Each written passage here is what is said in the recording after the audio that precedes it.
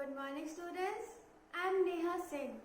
Students, as you know, in history we have done 3 chapters till now. So today we will take the chapter number 4 and the name of the chapter is Tribals, Decus and the Vision of Golden Age. You must be thinking that it's a long name. Don't get afraid because in this chapter there are so many contents and we will have an opportunity to learn many things. Students, as you know that earlier the people were gathering foods, they were not growing crops and all that. Today we will know about some cultivations, the Zoom cultivations, but before that I would like to tell you about the tribals, the Munda, the famous Birsa Munda. Who was he? You must be thinking. He was a man. Once he was passing by through a passage and a place. So the people said that he is not a normal man. He has some powers that God has given him. The powers were that he was able to cure the diseases. He was able to multiply the grains. So people thought that he is God. And soon after a less period of time, Birsa Munda himself declared him as that God has sent him to save the people from the Decus. Now you must be thinking that ma'am is repeating the word Decus again and again. What is the meaning? It is the outsiders. And at that time, outsiders for Indians were the Britishers. So one day, Birsa Munda, he himself declared that God has sent him to save the people from the Britishers and has given the power to save the crops of the cultivators from the diseases and to multiply the grains also. Now what happened? People started following him. He was from Chota Nagpur, but his followers were increasing and from other places also, like Santhals and Oragans.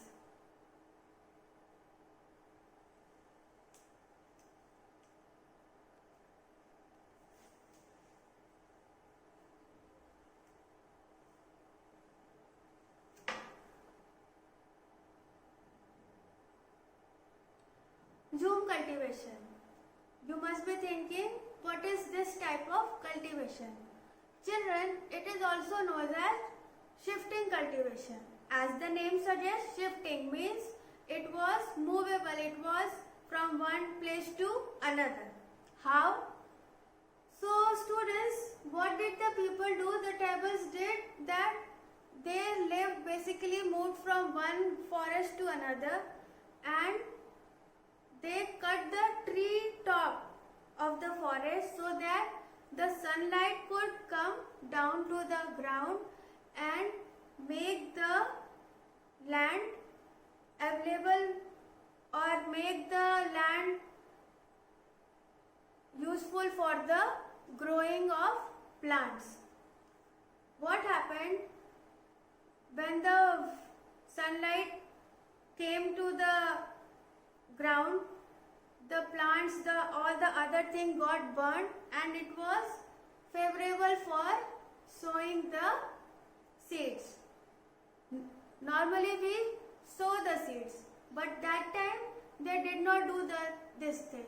They just scattered the seeds and when the crops were grown, they cut it and they left the field like that and went to another forest.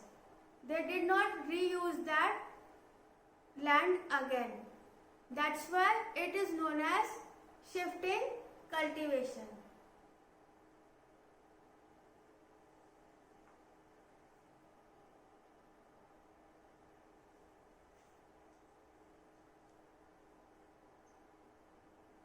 Students, you must be thinking in India where the tribals were found. They were mostly living in the northeast and the central part of India because that was a belt of forest and hills.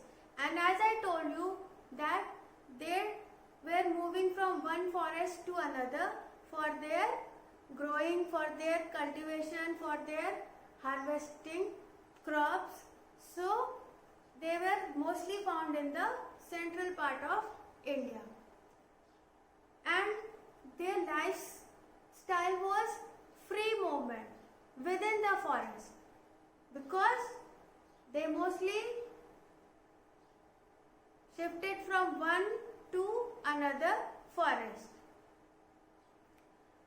Students, at the end, I just want to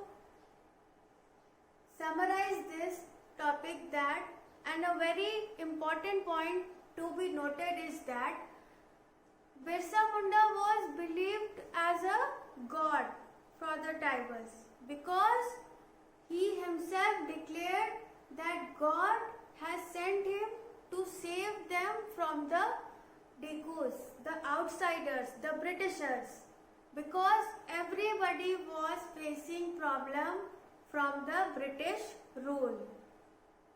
And he was also declared God because he said that he has the power to multiply the grain and save the grains from the diseases. I hope you have understood about Birsa Munda and Jhum cultivation. For the further topics we will discuss in our next chapter. Till then, thank you.